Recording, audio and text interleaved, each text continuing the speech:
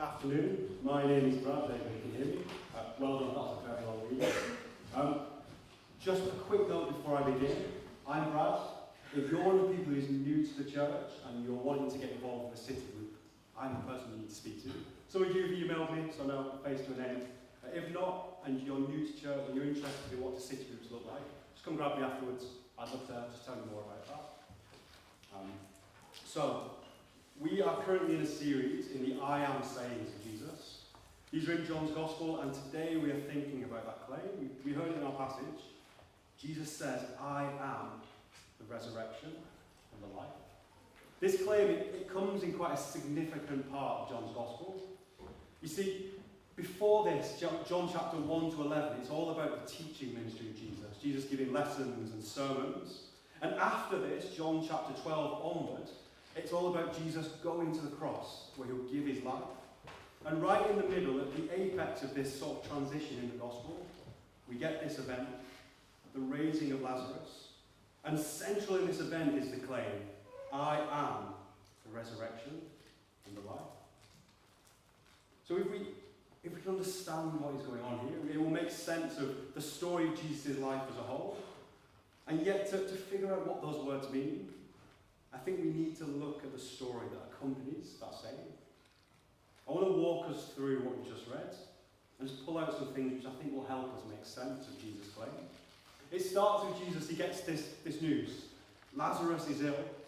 We're told in verse 5 that Lazarus and his sisters, they are loved by Jesus. The one you love is ill, they said earlier. Now this isn't unusual, is it? If you know anything about Christianity, Jesus, he's a lovable guy. He loves lots of people. But the fact that this is stated, it's spelled out for us twice in our passage, that's significant. John wants us to see that Jesus, he has a particularly close relationship with Lazarus and his sisters. It could have been a childhood friend, perhaps a family connection, we don't know. But Jesus loves Lazarus. And upon hearing this news, he delays for a couple of days, we're not quite sure why. But then he tells the disciples, we're going to go back. We're going to go back to Judea. Now, they just left Judea a few days earlier. In fact, Jesus, he caused outrage. He'd been teaching, and the religious leaders, they tried to stone him to death because he claimed to be the Son of God. And so when he tells the disciples, we're going to go back to where we've just come from, you got the response, didn't you? Are you out of your minds? Like, we just escaped Judea by the skin of our teeth, and now you want to go back? They're not getting this. It seems as though Jesus' reassurances, they weren't going so well. And so in verse 11, he tells them, our friend Lazarus has fallen asleep. I must go to awaken him. Now just remember this little detail. This tells us that Jesus knows what is about to happen. What's about to happen isn't going to be a surprise to him. He knows why he's going to that funeral. But the disciples, they are struggling. They're struggling to see why this could ever be a good idea. And so in verse 14, he says plainly to them, Lazarus has died. And for your sake, I'm glad I was not there, so that you may believe. Just pay attention to some of these subtle details we're given at the start of this story. Jesus clearly knows why he's going back to Judea. He knows that he is going to awaken a dead man. And he's doing this with the intention of building the faith of his followers. And so whatever is about to happen next in our story, it's not a surprise to him. He's planned this. He's doing this on purpose. Just remember that detail for later on. But in contrast, see the disciples. They have no idea what's going to happen. They've seen Jesus heal the sick. They've seen him miraculously feed thousands of people. They've heard sermons that no one has ever given before. And yet what is about to happen is something completely different. If you're used to church, you may have heard this story many times and it just washes over you. But I want you to capture, the disciples cannot comprehend what is about to happen in John chapter 11. And if we understand what goes on in that town in Bethany, I think not only will we understand what it means for Jesus to be the resurrection and the life, but I think we'll understand Christianity as well. So what happens? Jesus and his friends, they arrive at the town of Bethany, and before they even get to the gates, Lazarus has been dead for 4 days. Following Jewish practices, there have been what's called a Shiva. That's a 7 days of mourning. The body would have been placed in a tomb, And for 7 days, the family would have gone into fasting and mourning over their relative.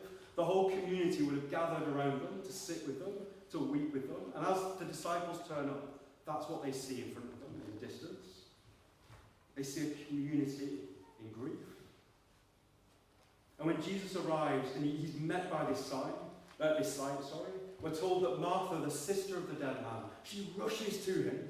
She falls at his feet, and in verse 21 she cries, "Lord, if you had been here, my brother would not have died. But even now, I know that whatever you ask from God, God will give you."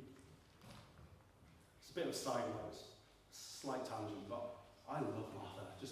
I couldn't talk about this passage without pointing that out. Here is a woman of faith. She knew that had he been there, Jesus would have been able to heal her brother. And even now after him being in the tomb for 4 days, she's holding on to hope that he can do the impossible. He can do something to release their pain. I wish my faith was more like hers. I honestly do. And as Jesus hears just this wonderful, sincere faith, he says to her, "Your brother will rise again."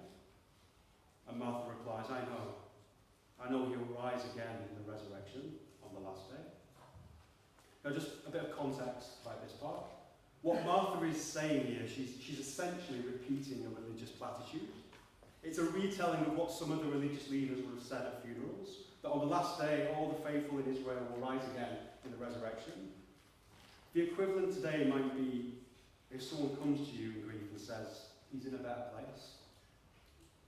He's not suffering now. We'll see him again one day. Anyone who's ever lost anyone close will tell you that those words, whilst often well-meaning, they offer very little comfort. They might be statements that have truth, and they're probably statements that Martha sincerely believed. But at the tomb of her brother, that isn't what she needed to hear. Religious platitudes don't take away the pain. And so Jesus, he looks down at his friend, and he says to Martha these famous words, "I am the resurrection and the life. Whoever believes in me, though he may die, yet shall he live. And everyone who lives and believes in me shall never die. Do you believe this?" And upon those words leaving his lips, there is a glimmer of hope arises in our story. What on earth does he mean? There's so much we could say, but in the time we have this afternoon, I want to look at 3 things. That in being the resurrection and the life, Jesus confronts death, he defeats death, and that Jesus is life. So let's begin by thinking about how does Jesus confront this scene? As Martha hears those words, something happens. She gets up and she rushes back home, and she brings Mary, her sister, and she, along with a big crowd of people by the sound of it, rush to Jesus. They find him where Martha had left him, and she too falls at his feet, and she says, "Lord, if you had been here, my brother would not have died." Now it's subtle. In the English we don't quite get it, but there is a difference between Martha and Mary. If Martha is holding on to hope, she's holding on to maybe he can do something. Mary is a little different. I love Mary because she wears a heart on her sleeve. What she is essentially saying is, where were you? This is your friend. If you'd been here and you'd been alive, your friend was dying. You could have done something, but you weren't here. He's dead. He's gone. Where were you? I wonder if you've ever had a prayer that sounded a bit like that. Where were you, Lord, when I needed you the most? Where were you when I got that phone call? Where were you when the car veered off the road? God, where were you? If you've ever prayed like that, maybe you're praying like that right now, in this season you're in, I want you to listen very carefully to how Jesus responds to Mary's words. From verse 33 we're told, Jesus saw her weeping, and he saw the Jews that had come with her also weeping, and he was deeply moved in his spirit and greatly troubled. And he said, "Where have you laid him?" It says, Lord, come with us and see. Jesus wept. Verse 35 is the shortest verse in the entire Bible. Jesus wept. And those two words, they carry more significance than you and I could ever imagine. Just remember that note we pulled out earlier. Because if we remember that Jesus knows what is going on, he knows what he's about to do, then this response should come off as a little surprising. He has indicated over and over again that he is going to raise Lazarus from the dead. He knows what he's about to do. In fact, he's told the disciples twice. He's just told Martha.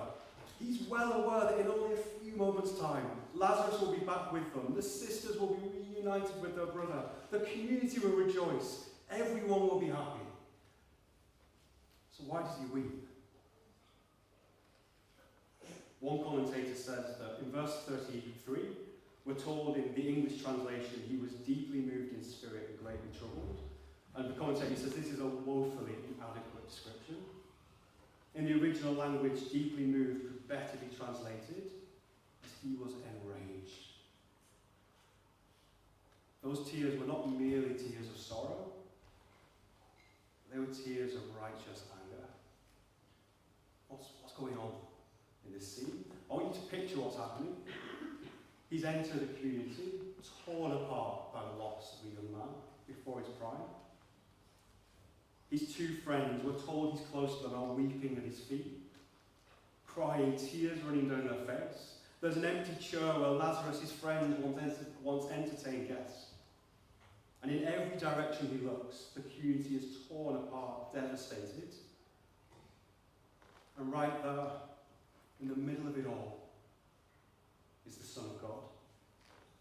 The very author of life itself, witnessing the devastation caused by death through his own human eyes. And he remembers that it was not meant to be this way. John, the writer of this part of the Bible, he opens the Gospel by saying this, the famous words, "In the beginning was the Word," that's Jesus, "and the Word was with God, and the Word was God. He was in the beginning with God, and all things were made through him." That includes Lazarus and Mary and Martha. Then hear this, "In him was life, and that life was the light of men." What John is saying is that when God made the world, there was no death. There was only life. Death is not natural. It is not meant to be. It is not the circle of life as you hear in the Lion King. No, death is an alien invader. It has come into the good world that God made, and it has ruined everything. Jesus, the Son of God, he says, when the world was made, in me, in him was life, and that life was the light of men. And now the author of life himself, the one who is life, is stood at a funeral of his friend. And everywhere he looks, he sees the devastating consequences of death. Through human eyes, he sees the curse of death and says it wasn't meant to be this way. And he weeps. These are not tears of a helpless victim. They are the tears of God, seeing his children being torn apart and devoured by death. Another commentator writes of this passage, his eyes may have been filled with tears of sympathy, but they're incidental. His soul is held captive by rage as he advances towards the tomb, as a champion prepared for conflict. Jesus' raising of Lazarus thus becomes an open symbol of Jesus' conquest over death and hell, not in cold indifference, but in flaming wrath against our ancient foe, who Jesus smites on our behalf. As we think about what it means for Jesus to be the resurrection and the life, we have to see this. If you are grieving today, perhaps you've been grieving for a long time, I want you to know the God you pray to, the God you cry to in the nights when no one else sees you, has stood in your shoes. And yet he wasn't stoic. He wasn't unmoved. He wasn't asked to put on a brave face. He wept. tears of anguish and righteous wrath. My friends, death is not meant to be reckoned with. We're not meant to come to terms with it. It is to be despised for what it is. And that righteous anger we feel boil up within us when we're faced with it. When we confront death ourselves, it is meant to drive us to the only one who says, I will deliver you from it. And as Jesus confronts death, he declares that he has come down from heaven to defeat it once and for all, and to put things back as they once were. So what does he do? How is he going to defeat our ancient foe? Jesus, he asks in the story to be taken to Lazarus' tomb. And when he arrives at the tomb, he demands that they roll away the stone blocking the door. After praying to the Father, he cries into the blackness, Lazarus, come out. And the man who had been dead for 4 days begins to breathe. Now, just to make sure we are all on the same page, what I've just said should be absolutely unbelievable. Like, I know we're Christians here, and what I've just said isn't something that happens. Things like this don't happen. It should shock you. If it doesn't strike you as inconceivably astonishing that the man who's been dead for 4 days has just walked out of the tomb, I'm not sure you're hearing what I'm saying. Jesus spoke, and at his word, a man who had been dead came back to life. This doesn't happen. And if you're not a Christian today and you're sat there thinking, what on earth are these guys talking about? We agree with you. This is crazy. This isn't normal. But if it wasn't for the fact that this event was witnessed by dozens of people, both supporters and enemies of Jesus, it would be virtually unbelievable. People don't come back to life, and yet here we have it. In fact, if you read on in the Gospel, this is one of the reasons that the religious leaders give for wanting to arrest him. They said, this guy who's dead is walking around. We can see him. Like, they're going to start believing he's the Messiah. It's so bad, they say, maybe we should kill him again. If we kill Lazarus, then we get rid of the evidence. This is unbelievable. The only other place we see anything remotely like this happening is when the person who speaks into the tomb is God himself. Think of Genesis chapter 1. God speaks and life comes into being. Genesis chapter 2, God breathes into Adam's lungs and life comes into the first man. Ezekiel 37, there's a vision of a valley of dry, sun-bleached bones. God speaks and the bones begin to move. God is the source of life. He is the origin of life. He is life. Life flows from God like water from a spring. He merely has to speak, and at the sound of his word, life comes from death. So do you see what's happening? Do you see what Jesus is doing here? At the tomb of Lazarus, he is making an unmistakable declaration. I am the resurrection. I am the one who brings life from death. I speak and life comes. Jesus is claiming that he and the Father are one, and that in him, God has stepped into the world to bring an end to death and to give us new life. And as Lazarus walks out of that tomb, covered in cloth, he gives us the evidence we need to back up his claim. And yet, if you think this is incredible, what happens on that day is only a sign that points us forward a few weeks in the future of what was about to come. You see, only weeks later, Jesus will be the one who would face his own death. He would be arrested, crucified, he would die, his lifeless body would be taken from the cross and laid in a stone tomb, not too unlike the one Lazarus was in. And for 3 days, the author of life himself lay dead. But on the third day, Easter Sunday, the tomb was empty. Christ had risen from the dead, and unlike Lazarus, who was raised from the tomb only to grow old and die again one day, Jesus was raised to eternal, everlasting life. He hadn't simply escaped death. Jesus had conquered it. He entered death himself, but unlike every other human being, he had come out the other side, risen from the grave, resurrected to new everlasting life. And in doing so, he now declares, death has no hold on me. And if death can't hold me, it can't hold anyone who belongs to me. Here is the hope if you're a Christian today. If you are united with Jesus, if you belong to him, he promises that you now belong to the one who went into the grave and came out the other side. And he promises that when we face our death, he will bring us with him. I am the resurrection, says Jesus. Death, the curse that affects the whole earth, the plague that we are all infected with. If we want any hope in the face of this ancient foe, to be free of that curse, then Jesus says, you need me. You need me. But here is the real treasure. The treasure of what Jesus is offering here. It's not just eternal life that we will one day experience, but if we just hold on to him for long enough, in the future things will get better. The life Jesus offers, eternal life with him, is one we can know today, right now, in this life. Through Jesus, there is a promise of physical, bodily resurrection that we will enjoy in the future.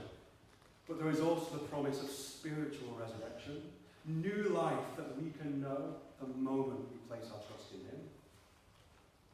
And this is what he means when he says, I am the life. I help run an Alpha course over at Scott Hall Church. We've done it 3 times now, and in the first session we asked 2 questions. Question 1 is there more to life than this? And question 2, when you've got everyone who participates, is what is the meaning of life? And I am taken aback every time by just how difficult people find it to answer that question, including me, just on the record. What is the meaning of life? Is there more to life than this? And after that 5 minutes of awkward silence, some of the things people say are sometimes they're sad. Because it shows that in our busy lives, in our busy schedules, we never slow down to ask this question. And when we're forced to, we realise we're searching for an answer that we've never found. I think when we're forced to ask that question, when someone sits us down and asks us to our face, we realise that we are all looking for a life worth living. A life full of meaning, full of value, full of dignity. A life where I feel like I matter, where I know who I am and why I'm here. And we look everywhere for that life. Money, success, reputation, exotic holidays, relationships, drugs, sex, rock and roll. I've had all the answers in the last few years of doing the Alpha course. It's incredible the places we go in order to find meaning. And we realise how desperate we are to find a life worth living. And that sense that we're not experiencing life as we should, that something's missing, that we've just not found that answer, it makes our physical death all the more terrifying. You know, my body's getting older, like it's aching. I make sound effects when I sit down now. That didn't happen 5 years ago. I grow sick and it takes longer to recover. I'm not as fit and healthy as I used to. And we begin to panic. Time's ticking.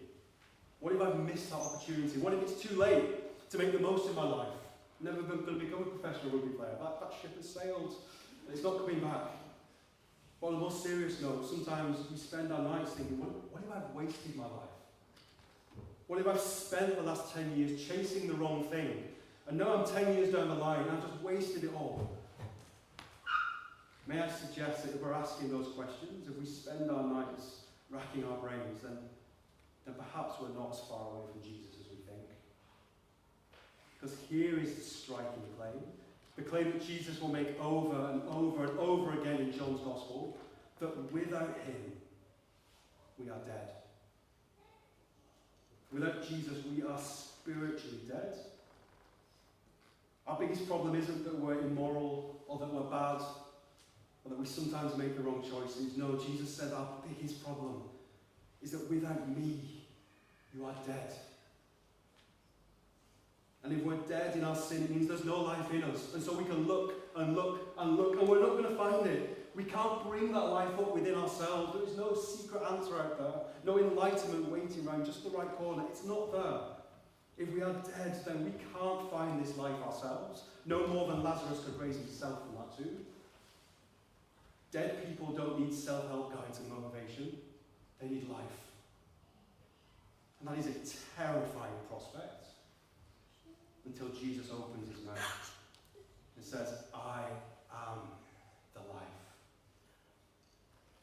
The thing you spend your days and nights searching for, you find it in me.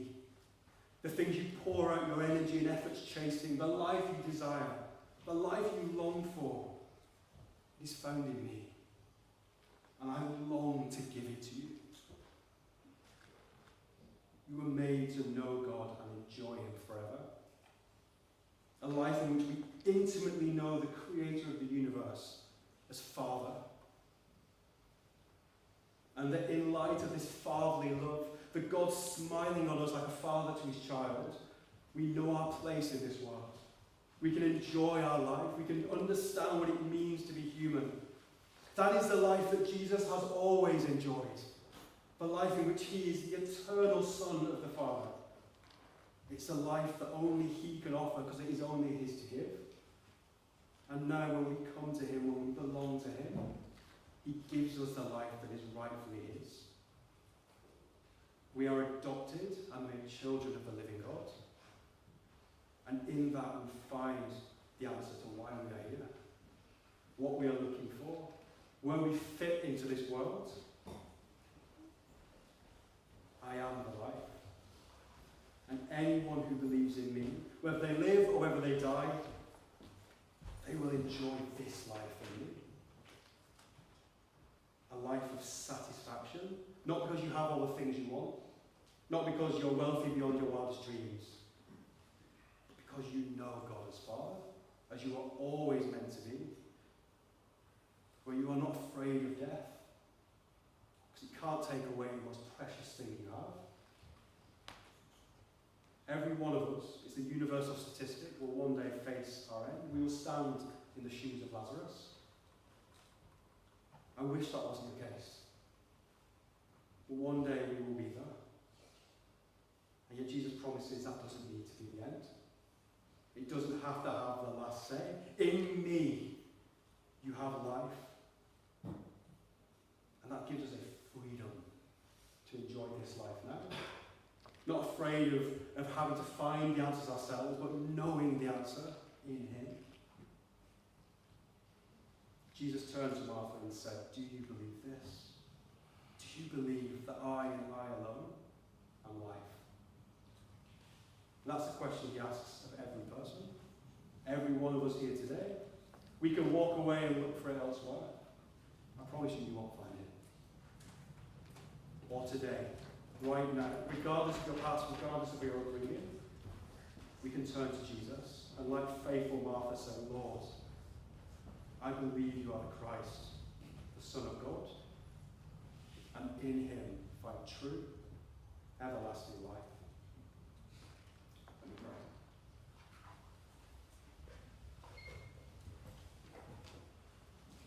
pray. Father, I know the sting of death all too well, and I know many of my friends here today will have been in the shoes of Mary and Martha, perhaps in the recent past.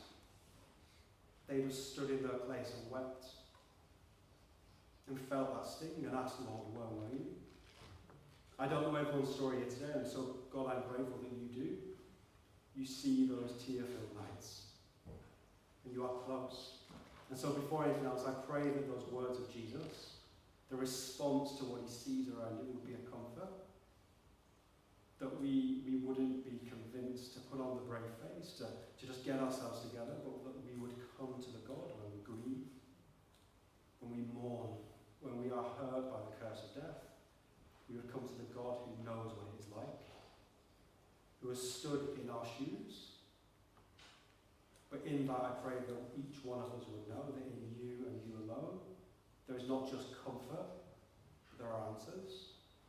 There is a solution. There is a king who has conquered our greatest foe.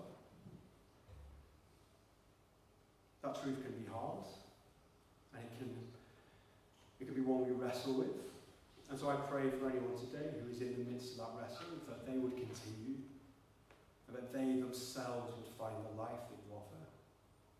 And for those of us who feel like we are young and youthful, and this talk of death, it feels so far removed from my day-to-day experience, may we be thankful for that. May you make us grateful. And yet in that, may we not fall into the lie that we need not take this lesson seriously, that it isn't for us. May we too see that you and you alone offer life. And would we long to find that life in you and nowhere else? Thank you, Lord Jesus, that you came down into our mess. You witnessed firsthand what it was like to walk in this world. And you delivered us from the curse of death and sin. Amen.